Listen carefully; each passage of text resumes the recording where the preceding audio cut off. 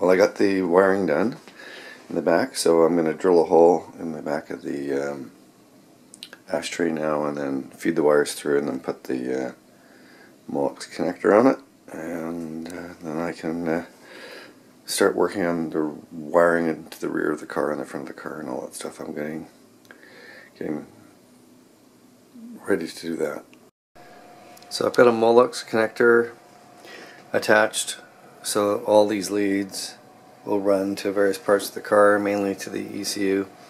And then if you turn on the engine, you've got the green light, and then the start button is there, and then if you kill, then there's a red, blue for air conditioning, and then it's nitrous activation, and then purge is over here, and all the functions are working nicely. So I will leave this to the installation of the car now that I've got the wiring, pigtail and harness and all that stuff working properly.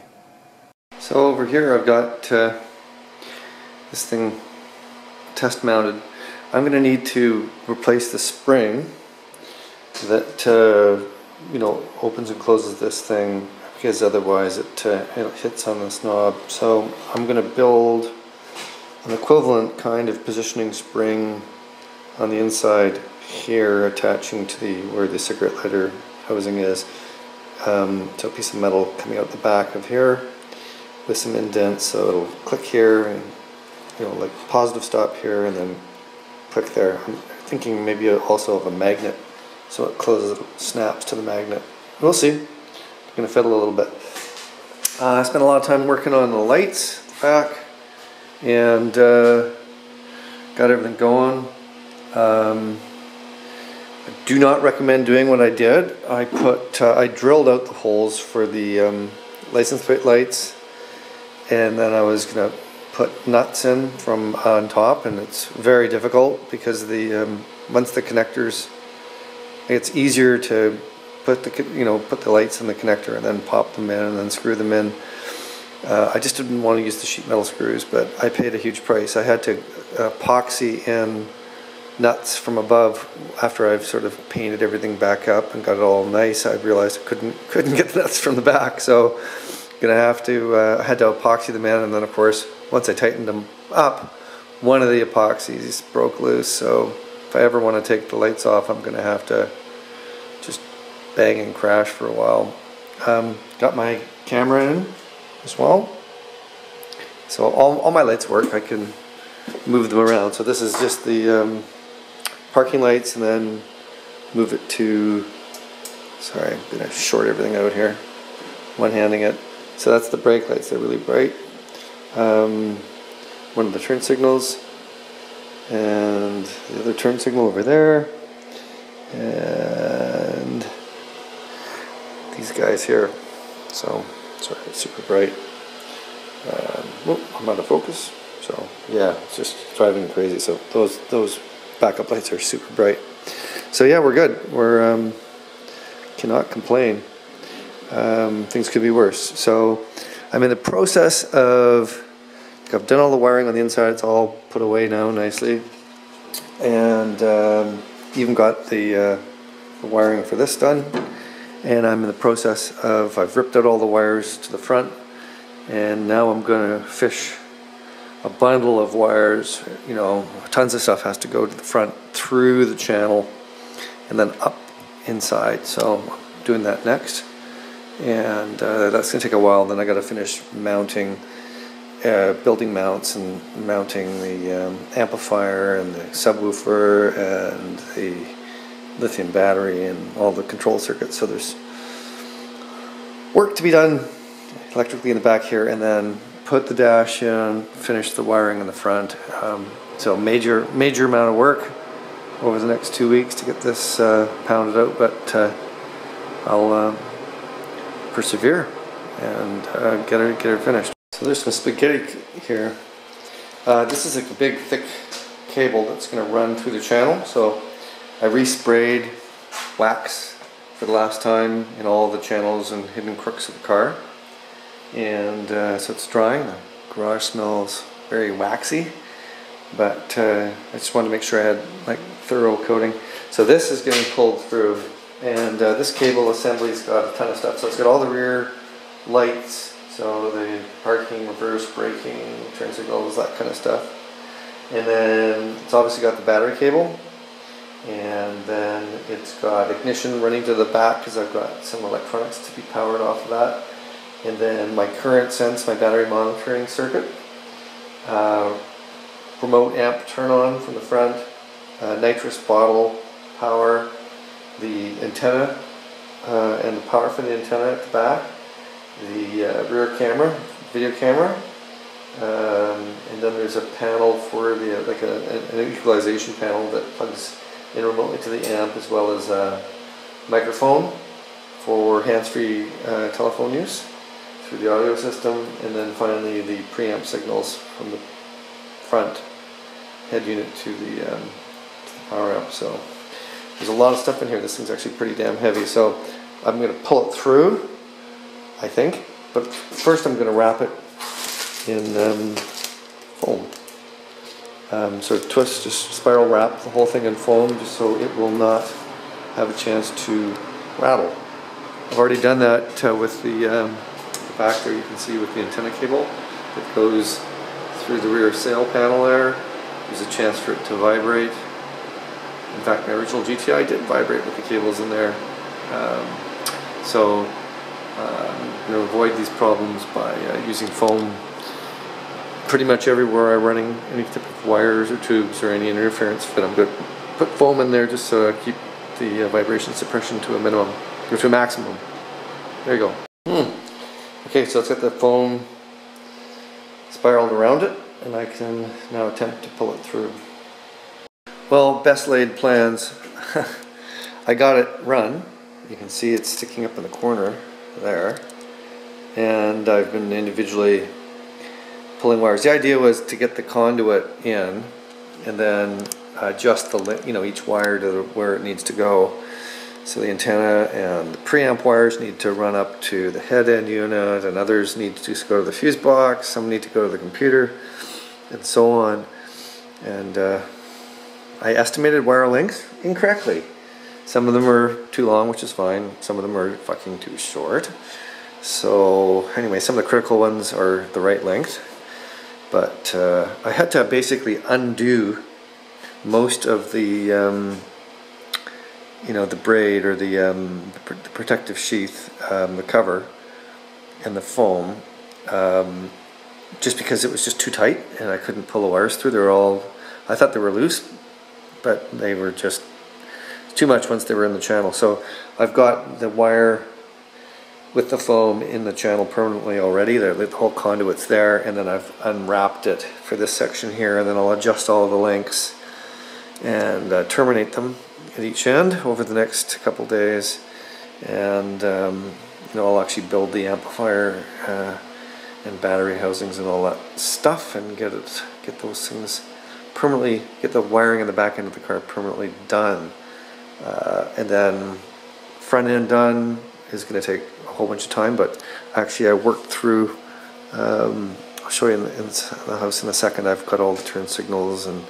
high beams and all those other circuits all figured out in-house, inside. So the dash has to be put together, but I've got everything sorted out, or 80% of it sorted out. So what's going on here is, this is the,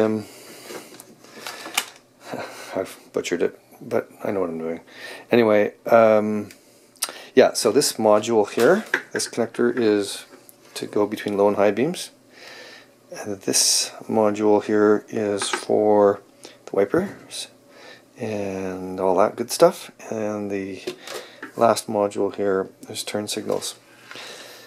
So what I'm doing is I'm just using some of the wires from this one here to tell the computer when I'm on parking lights and or regular headlights, and then the computer will turn and on off those lights. Same thing with the turn signals. They'll route to the computer, and the computer will control those and the hazards, so I get rid of all that nasty stuff. However, I've decided that for the wipers, I'm going to use the existing circuit. So this is the connector that goes into the wiper motor, and I've stolen a, because normally the intermittent relay goes into the main fuse panel, so I've found another external, it's like 6 or 8 wire, 7 wire is it? Anyway, found the right number of pins in the right socket so I can reuse the intermittent relay with the you know, the regular circuits, and so I'll have it set up so that the whole wiper washer system uses basically the original circuits, and everything else will be tied to the computer, and the computer will control everything else. So it's sort of my solution. So the computer will actually drive. This is the back side of the emergency flasher. So you flick the switch, it'll tell the computer to fire the flashers, and this light will flash, and the computer will turn the light on and off. So sounds complicated, but it's actually fairly straightforward, and I've got all the circuits figured out, and I will persevere, and it will come to life very soon. Okay, so I've got that whole trunk line running to the front. I'll go over there and show it to you in a sec. All my cables are kind of semi-terminated here, and then they will go in here, and I'm not going to be able to finish wiring all this until I need a 3 more distribution buses, 2 with fuses and one just for ground distribution. So I need to have VBAT, unswitched power to a little panel back here. I also need to have, I've got that 100 amp breaker for my 1200 watt power amp there, and I've got to have a bunch of other stuff. So there's various little wiring things. So I'll when I get those mid next week, I will take this all apart, and I will drill holes and mount everything and put brackets around, and everything will be secure. And then there's a clear plastic lid. It'll have a fan in it. There's my clear lid there with some protective blue plastic on it right now. But basically it'll be under the carpet except for the hole where there's a fan. There's a fan that has to keep the amp and the lithium battery cool when it's charging. And I decided to run the 4 speaker wires, just tape them flat against the center of the floorboard and run them right up the center. So let me just go around the side here, show you what's going on in the crevices. So you can see that's where the panel, where the bus runs, and goes right down into the channel, and then it runs. There's a hole at the front there that it runs into the center channel, and then along, and then pops back out there. So I'll terminate all these wires into the panel, and that'll be my next step. So looking a little messy right now, but we're getting where we need to be. So I got these new called male insert O-rings. So I got a number 8, number 6. I'm going to cut off and then machine down the OD so it fits inside. Then I'll glue it using an aluminum based epoxy. Same thing here. So I'll have each of these things machined down just a little bit so that they slide in. And then I will have quick connects on my new Boyard pump air conditioner. So there's the number 6 and number 8 male insert O-ring fittings. Then I've used these Alumabond that's good for both copper and aluminum, since I'm putting copper and aluminum together. That seems to be the right deal. So anyway, we'll see if it forms a good solid seal, and let that cure for a day or so, and by the end of this week I should have this system wired back together and we'll be testing this new unit. I'm excited. Well, I got an organization called Jeep Air that I found on the internet to make this custom connector. So this is a number 6 discharge port with a high side fitting, and this is a standard low side number 8 with a low side fitting. You can't get a high side fitting typically with a that I've been able to find with a number 6, and these are smaller compressors. As I said, it's only about 3,000 BTUs per hour of power, so this is a lot smaller than a normal automotive belt-driven compressor. So trying to find this fitting was impossible, but they only charged me $13 for the fitting, for the custom fitting with the with the access port on it, which is nice. So you can see that one's the large one, which is the high side, and then the low side is the small fitting. So that's going to work nicely. So here's the Boyard compressor running, and it's running with the fans on full, so that's 150 cubic feet per minute. You can see frost here, thick frost on the output of the expansion valve. It's 25 degrees Celsius in the room, 16 degrees coming out, so lots of cold air going out. I've got the larger condenser unit on there. Thinking about 25 amps. You can crank this thing down, turn the, so there's the compressor on low, and takes around 10 or 11 amps on low, and then 25 plus on high. So yeah, it throws a lot more power out. And I've got got a custom connector, as I said, made for this guy here. So number 6, number 8, and yeah, it doesn't want to be overcharged. When I threw, it's currently operating on the low side around 26 psi. That drops a little bit as I turn the compressor up. It drops a couple of psi. It's hard to see with the reflection, but basically it does a damn good job. I think that with the extra blower speed of the factory blower, these fans are not nearly as powerful as the squirrel blower. I think I'll get even more cooling out of it. Just suck more air through and draw more energy out of that. It's not a great evaporator because I'm using an oil cooler as an evaporator, but if it was a lot thicker and had more passes to it, I'd suck more energy out of it. But it's I'll calculate it, what I'm able to draw out of the air, and I'll post that later on, on the comment section of the video, exactly what the results were. So it's good. Happy. Okay, I ran the math, and about 770 to 800 watts of cooling, and the theoretical is 850. So I'm not too far off. Maybe a little bit of tweaking, a little higher blower speed, I'll extract a little bit more energy, as I said. But that's good.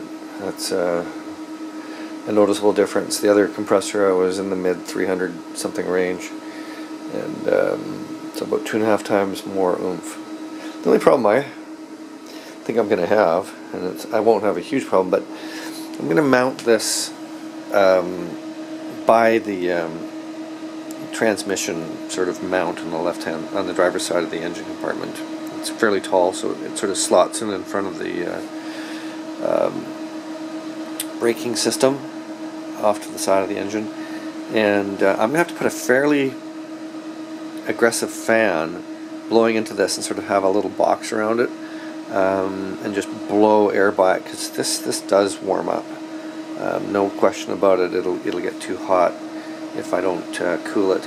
So I've got an air box in the side of the engine where the air filter draws cool air in. There's a sort of a little wall I'm building out of Lexan, and I'll attach a little piece of duct and a fan to push air into another clear box that this sits in. With the top open, it doesn't matter as long as I get cool air coming in and blowing through it, and then it'll blow the warm air out into the engine compartment. I don't care. And yeah, so this is good. I'm going to run a bit more testing on low and see how well it performs on the low setting. Just letting it hit ambient temperature and letting the battery recharge. So once the battery's up to about 14 volts, we're almost there. I will turn it on again on the low setting and bench it and see how well it performs on low. And then that's it. I'll take it apart and run it in the car after that. Well, my old current meter's on the fritz, so I can't measure the input power, which sucks. But I don't think I'm taking 25 amps. I think I'm taking less than that. I think I'm taking around 10 at low and under 20 at high. I'll find out eventually, obviously. But anyway, the system starts heating up. The compressor starts heating up, and I'm not really doing a very good job of pulling energy out of the condenser.